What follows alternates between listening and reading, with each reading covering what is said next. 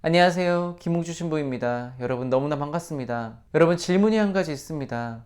혹시 여러분들에게 성당은 어떤 의미입니까? 저에게도 매우 중요한 의미가 있습니다. 그래서 오늘은 저에게 성당이 어떤 의미인지에 대해서 함께 진솔하게 이야기를 나눠보고 싶습니다.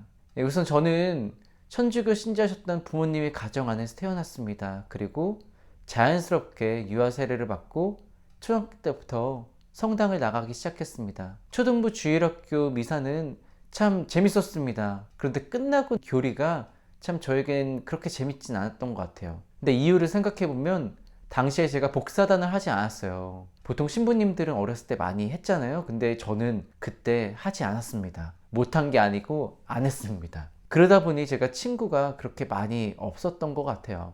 그래도 미사는 빠지지 않고 열심히 나갔었습니다. 그러다가 제가 성당에 맞들리기 시작한 때는 중학교 3학년 때였습니다. 보통 주일학교에서는 여름에 캠프를 많이 가잖아요. 그쵸? 그러면 한 2주 정도 전부터 모여서 이것저것 막 준비를 했었어요. 그때 사람들과 많이 친해졌던 것 같습니다. 그렇게 친구들, 특히나 선배와 후배들도 많이 알게 되면서 성당이 저에게 굉장히 편안한 곳이 되었습니다. 특히나 그런 분위기가 좋았어요. 잘하면 칭찬해주고 못하면 못한다고 비난하는 게 아니라 오히려 더 위로와 격려해주는 어떤 그런 분위기가 참 좋았습니다. 제가 느끼는 세상과는 많이 다른 더 좋은 느낌이었어요. 그러면서 성당이 참 편안한 곳이구나 라는 점을 마음으로 깨닫게 됐습니다. 그러다가 제가 고등학교 1학년 때 아버님께서 위암으로 돌아가셨는데요. 그때 저희 성당 친구들과 주일학교 선생님들이 정말 큰 위로가 많이 되어 주었습니다. 만약에 성당 친구들이 아니었다면, 그리고 성당 주일학교 선생님들이 아니었다면 제가 어떻게 됐었을까 참 상상이 되지 않습니다.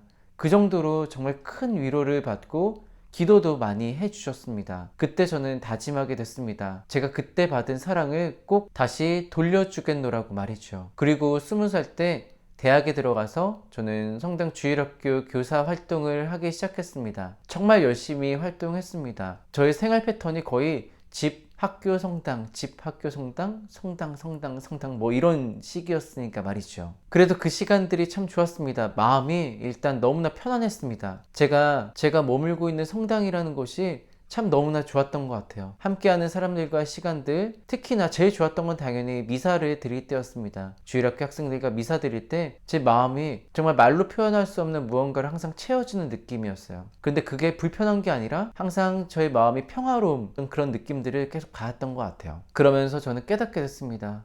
내가 성당에 있을 때 가장 좋구나, 마음이 편안하구나, 그리고 하느님과 내가 함께 했을 때 가장 행복하구나 라는 것을 그때 마음속 깊이 느끼게 됐습니다. 그렇게 저는 대학교 졸업을 하고 주일학교 교사 봉사도 그만두게 되었습니다. 그러고 난 뒤 전 직장에 들어가게 됐고 뒤늦게 예비 신학교 준비를 1년 동안 하게 됐습니다. 결국 직장을 그만뒀습니다. 왜냐하면 하느님과 멀어진 느낌이 너무 힘들었기 때문입니다. 이미 그때 저는 하느님과 내가 가까웠을 때, 함께 했을 때 가장 인간이 행복할 수 있다는 것을 마음속 깊이 느끼고 있었던 것 같아요. 그게 저의 살아있는 이유 같았습니다. 결국 신학교를 그렇게 들어가게 됐습니다. 그리고 지금 이렇게 신부로 살고 있습니다. 이처럼 저에게 성당은 집과 같았습니다. 바로 아버지의 집 말입니다. 내가 머물렀을 때 가장 행복할 수 있는, 편안함을 느낄 수 있는 곳이었습니다. 저에게 자유로움과 평화, 행복을 주는 곳이 바로 성당이었죠. 지금도 그렇습니다. 저에게 성당이 이런 의미가 있기 때문에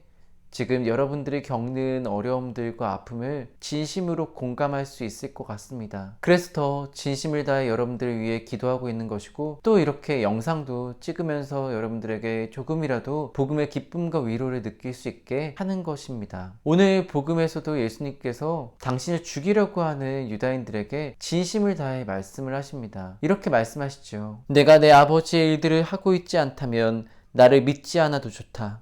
그러나 내가 그 일들을 하고 있다면 나를 믿지 않더라도 그 일들은 믿어라 라고 말이죠. 여기서 정말 예수님의 그 깊은 진심이 느껴집니다. 어떻게든 구원의 여정으로 초대하기 위해 애쓰시는 그 사랑의 마음을 말입니다. 그렇게 진심은 상대방의 마음을 울리게 되죠. 그래서 복음 말미에는 많은 사람들이 예수님을 믿게 되었다고 고백하는 것 같습니다. 저도 그래서 저의 진심을 담아 보냅니다. 아무리 영상이지만 그래도 이 영상을 통해 정말 성당을 나가고 싶어도 못 나가는 분들을 위해서, 그리고 혹여나 냉담한 마음이 오래 이어지지 않기를 바라는 마음을 담아서 이 영상에 저의 진심을 담아 보냅니다. 우리는 지금 많은 어려움에 놓여 있습니다. 하지만 그 어려움의 공간이 크기 때문에 하느님의 은총이 들어설 자리도 큽니다.